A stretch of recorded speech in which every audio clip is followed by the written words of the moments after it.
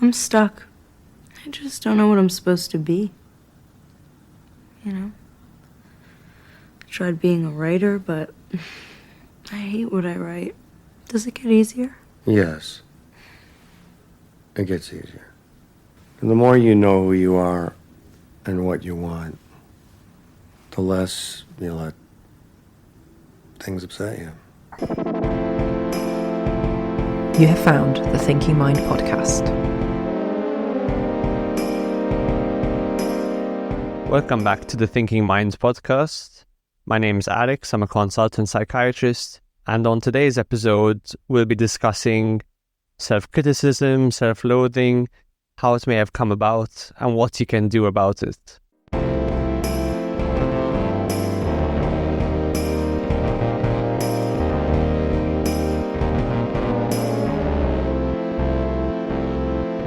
As we all know, self-criticism is something that's very common. We've made episodes before about perfectionism and imposter syndrome, which relate to this idea. In many people, an excess of self-criticism is so embedded in their psychology that they're not even aware of it. Self-criticism is very important to overcome in order to improve your effectiveness in life, but also your overall quality of life. Without an excess of self-criticism, you'll find it easier to make decisions that benefit you, decisions that derive more from your own values, and you'll find it easier to navigate the world and relationships, and to simply be happier. So in this episode, we'll be discussing how to know if self-criticism is something you suffer with, how it may have come about, and what you can do about it. So firstly, how do you know if self-criticism is getting out of hand for you? How do you know if this is a problem that you're actually facing? Firstly, see if you can pay attention to the quality of your thoughts. Most people have a lot of self-referential thoughts, meaning most people refer to themselves when they're thinking, they're having a conversation with themselves. Most people think in language rather than images. So one question might be, how do you refer to yourself, generally speaking? Do you refer to yourself with kindness, compassion, rationality? This becomes especially pertinent when things are either going really well or really badly. For example, when something is going really well, are you able to be happy for yourself? Or do you subtly discount yourself in some way? If you get a promotion at work, are you able to give yourself credit for that? Or do you find some reason to explain what happened in a way which avoids giving yourself any credit? Similarly, when things go badly, do you primarily blame yourself? In psychotherapy, it's generally encouraged to take responsibility for things in your life. But responsibility is, of course, different from blame. Self-critical people often default to identifying themselves as the cause, the sole cause of anything going wrong in their lives. The tone of self-criticism tends to be unhealthy, and it tends to be disproportionate, global, irrational, non-specific. For example, if you get a bad result on an exam, you might think, wow, my life is really going down the drain. A healthier form of self-criticism might look like, okay, you didn't get the result you wanted on this exam. Let's look at things and see what we can do to improve our result next time. What specifically went wrong in this instance, which we can correct and avoid repeating on the next occasion. Next, you can look at your emotions. When you look at your emotional life, do you find that you're easily triggered to feel things like guilt and shame and regret? Obviously, these are all emotions which imply that we've done something wrong, either something that's betrayed our own value system or maybe the value system of the group that we belong to. So one question might be, how easily do these emotions come about? Do we feel that they always come about in situations which are proportionate, in which it makes sense to be experiencing these emotions? For example, do you feel these emotions when you've done something which you would find perfectly acceptable if someone else did it, but you apply a different, higher standard to yourself? Often people who have an excess of self-criticism form partnerships, be it friendships or romantic relationships, with people who can take advantage of that. Do you find that you feel a lot of guilt and shame or regret when you fail to do something which someone has asked of you, which objectively is a little bit unreasonable? Like someone who's taking up a lot of your time? Lastly, you can look at your behavior. Do you have difficulty accepting a compliment? Do you withdraw from situations very quickly? Do you find that you can lash out at others? Do you find close relationships difficult? Do you find that you have a tendency to either overly attach yourself to people who you perceive to be stronger or better than you in some way, or to withdraw from people who give you affection because it makes you feel uncomfortable? These are the kind of indicators which might suggest that self-criticism is an issue for you. So how does self-criticism come about? Like most things in our psychology, many factors are going to be at play. Firstly, in terms of our personality, people who are high in a trait called conscientiousness are at higher risk of being overly self-critical. Trait conscientiousness is all about having a very strong regard for duty, for what's right, for rules, for the future, for delaying gratification. So as you can imagine, the higher you are in trait conscientiousness, the more likely it is that you're going to be judgmental of yourself and of other people as well. And the more likely you're going to hold both yourself and other people to high standards. So if you're high in trait conscientiousness, it does make it more likely that self-criticism may be an issue for you. Next is your upbringing.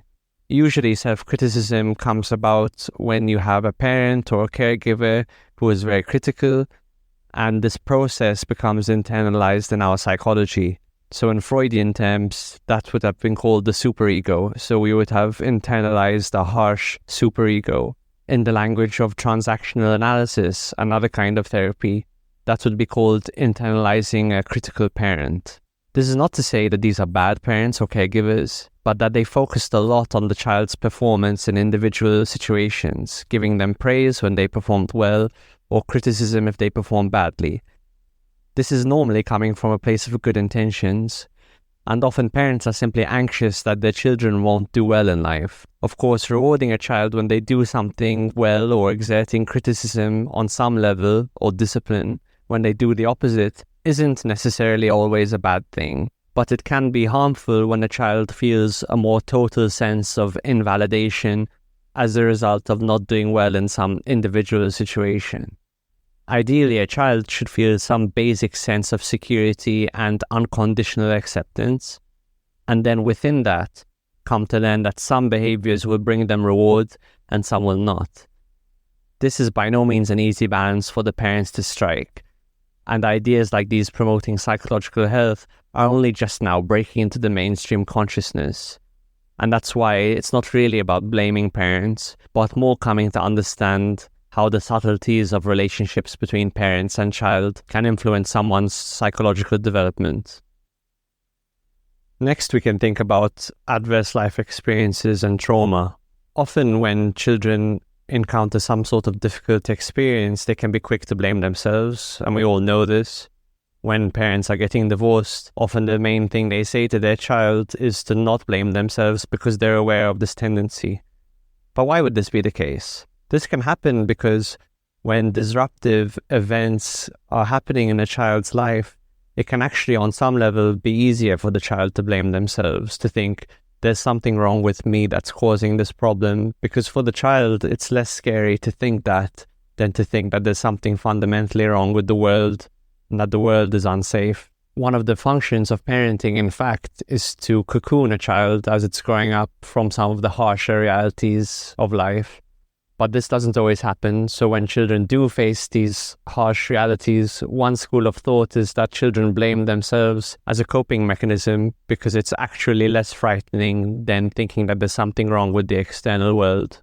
One extreme example of this in a case report I read a few years ago is regarding a patient who had an argument with their father and said some things to their father that they regretted, only for the father to die of a stroke a couple of days later. And as you can imagine, this resulted in a huge degree of self-criticism and self-loathing for the patient, because he felt on some level that he was directly responsible for his father coming to harm.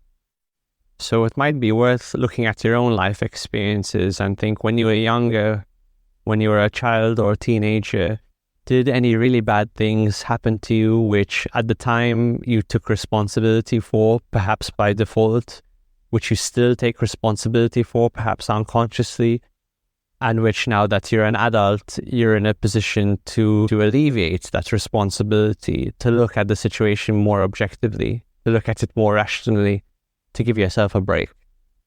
Culture is, of course, a very important factor when it comes to the development of our personalities. You can look at Japanese culture, for instance, which has a strong cultural emphasis on self-discipline, hard work and achievement, striving for improvement. In Japan, they have a concept called kaizen, which refers to continuous improvement, and it's deeply ingrained in Japanese society. But you can also look at Western individualism, which is not exclusive to any one culture, but Western societies as a whole, particularly the United States, which often promotes the idea of individualism and personal achievement. You can see that both of these cultural examples put a strong burden on the individual to constantly be striving for something better. And there's no doubt that in both of these examples, this has helped individuals to achieve more, but it carries this dark side of an excess of self-criticism. So now that we've discussed what self-criticism is and how it may have come about, one question might be, how does self-criticism relate to other similar concepts like confidence and self-esteem? Discussing unhealthy self-criticism helps us to understand the difference between confidence and self-esteem. Self-esteem we can think of as a basic feeling that you are a valid and valuable person, and that you have a place in the world and that you belong in the world. Confidence is generally situation-specific. Confidence is a sense that you're capable of executing certain behaviors in order to achieve a specific goal or result. And you're confident that if you execute those behaviors, they will have the desired effect. We just interviewed Professor Ian Robertson on an episode which came out last Friday, and he says confidence is a combination of can do and can happen, meaning I can do these behaviors, and if I do these behaviors, if I follow through, this result can happen. Confidence is achieved through repeated action, practice, and getting the results that you want. And I do think that if a person manages to learn to be confident in a few different areas of their life, they can achieve what you could call core confidence or meta-level confidence, meaning a person can say, I am confident that I can learn to be confident in whatever area I apply myself. So ideally, we should be moving towards a situation where we both possess confidence and self-esteem, rather than one or the other.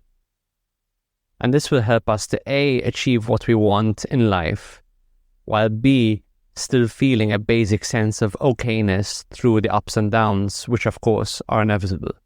This idea is mirrored in the paradoxical theory of change, an idea from Gestalt psychotherapy. That idea says, change occurs when you accept yourself.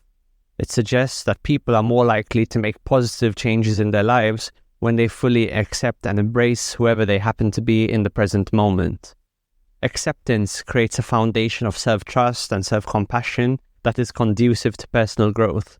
This idea says that paradoxically, when individuals focus on changing themselves forcefully, denying their current state, they often encounter resistance.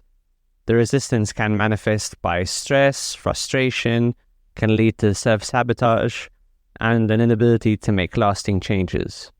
This dichotomy, I think, is mirrored in the self-development community, where you have a lot of literature that's focusing on increasing your confidence, hustling, and doing a lot, and a lot of literature that's focused on accepting yourself no matter what happens. And this is a false dichotomy, I believe. You should be embracing both of these ideas at the same time. You can also think of this neurobiologically as the difference between dopamine and serotonin. Dopamine is the neurotransmitter associated more with progress, achievement, getting some rewards from the external world. And serotonin is more about feeling safe and content. A lot of self-critical people are trying to fill a serotonin hole with dopamine. In other words, they have a lack of feeling of basic safety and contentment and equanimity, but they don't realize that that's what's missing. So as a result, they go about seeking happiness through the only means they know how, through performance, through achievement, through dopamine. So what can you do about all this? There's a number of practical things you can do, and what these things center around essentially is A, getting a greater awareness of what's going through your mind, a greater awareness of your mental life. And then secondly, developing a different relationship with yourself. One of the things that self-criticism exposes is that you talk to yourself, you have a relationship with yourself. And once you realize that, then you get to choose consciously what kind of relationship do you want to have with yourself. Do you want to have a relationship where you berate yourself, where you're a tyrant to yourself? Or do you want to have a relationship where you're a friend to yourself? So the first thing you can do is journaling, and there's 2 ways you can journal. Firstly, you can journal in a more spontaneous way. When you journal spontaneously, just like when you speak spontaneously, you start to expose things that are happening in your mind which you're not necessarily conscious of. So journaling spontaneously is a really good way of identifying self-critical thoughts if you're not sure that you actually have them. In addition to journaling spontaneously in a kind of free creative writing way, you can journal in a more deliberate way. That's when you can choose to deliver actual messages that you want to yourself. You can choose to deliver yourself advice. And you can imagine when you're doing this, that you can do it in the same way that you might talk to a friend or someone else that you care about. The second exercise you can do is very similar to journaling, but rather than writing, you can actually speak. So when you encounter a situation in life which you find particularly difficult, you can pull out the voice memo app on your phone. Most people now have a voice memo app on their phone, and you can speak whatever you happen to be thinking. So let's say you're in some difficult situation and you feel like you're mentally berating yourself. You can speak into your phone and record what do you automatically think about the situation. Then you can listen back to that, and then you can consciously judge it. You can judge it with a more objective lens. Are these thoughts fair and proportionate or rational in this situation, or am I being disproportionately self-critical? And then if you are, you can then re-record what you think about the situation, being more deliberate with how you think. So if you fail an exam and then you record your spontaneous thoughts, and those thoughts might be, oh, I'm such a terrible person for failing this exam. This is going to lead me down a really bad path. I can't believe I did this to myself again. I'm such a bad person, etc. You can record that, listen back to it with a more objective, rational ear, and then you can re-record in a more clear-minded, adult way and think, okay, how do I actually want to handle this situation? What can I learn from this situation? What parts of the situation am I responsible and not responsible for? And what actions can I take to prevent this from happening again? Maybe I need to study harder. Maybe I need to prepare a bit more thoroughly, which is a self-critique, but is not a self-flagellation. The third possible solution I'm going to suggest is, unsurprisingly, psychotherapy. And why am I suggesting this? Just like journaling and just like recording your voice, psychotherapy is a process where you're constantly talking in a spontaneous way and getting a clearer understanding of what you think and feel. Except with psychotherapy, you have the advantage that you have another person in front of you, another person whose job it is to be objective and rational and proportional. So even though psychotherapy is more expensive and harder to access, in many ways it's a lot easier. And there's also more accountability, because we tend to be more accountable when we invest money in something and when there's a third party there who's also participating in the process. With psychotherapy, there's also a built-in regularity where generally you're doing it once a week. Some people even do it more than once a week. And so there's a natural progression which tends to take place. The fourth solution is, unsurprisingly again, meditation. There are many different kinds of meditation. But in general, meditation is going to be really useful because, again, it helps to expose the subtleties of your psychological life, the thoughts and emotions which pass through your mind all the time. And you also learn through meditation how those thoughts and emotions influence your behavior. And you're going to get a grasp of the general theme of your thoughts and your emotions. And then there are some meditations which are specifically geared at self-compassion and compassion towards others, and they can be very helpful. The fifth solution I'm going to propose is more about your external relationships, your friendships, romantic relationships, family relationships, and to begin to audit them and to begin to understand what kind of feedback are you getting from different people, to understand the distinction between constructive and non-constructive feedback. Who are the people in your life who generally have your best interests at heart? Who are the people whose criticisms of you seem to be more to make them feel better about themselves because of their insecurities? In general, you want to surround yourself with people who do challenge you, who do critique you, but from a place of wanting the best for you. So you don't want to mollycoddle yourself with people who only say yes to you, or people who only say the things you want to hear. But you want to have an understanding that the people who are closest to you want good things to happen for you, and as a result might tell you something harsh to achieve that goal, which is ultimately what you want to do for yourself. And the sixth and final solution I'm going to propose is to start to experiment with a new kind of decision-making and to see how that makes you feel about yourself. By a new kind of decision-making, I mean beginning to make decisions from a place of what you feel you ought to do, what you feel you should do, rather than what the inner critic feels you should do. See if you can begin to make decisions based on what you want. And I don't mean impulsively doing whatever you want all the time, but rather decisions based on your values. And this can start a feedback mechanism, whereby the more you act on your values, the more you can refine and understand and get clarity on what your values are, and then that makes it easier for you to act on your values in the future. For example, if on some level you value your mental clarity and you value your ability to make good decisions and you value having a lot of energy, then you might decide to take a break from drinking alcohol. The less you drink alcohol and the more you get to experience mental clarity and the ability to make good decisions and having good energy levels, the more you might come to value that. And then the easier it will be in the future to not drink alcohol. In this example, you're making a decision to go against the grain because, of course, it's very socially conventional to drink alcohol, to do something which you think is better for your life, ultimately. So you're doubling down on what you think is correct.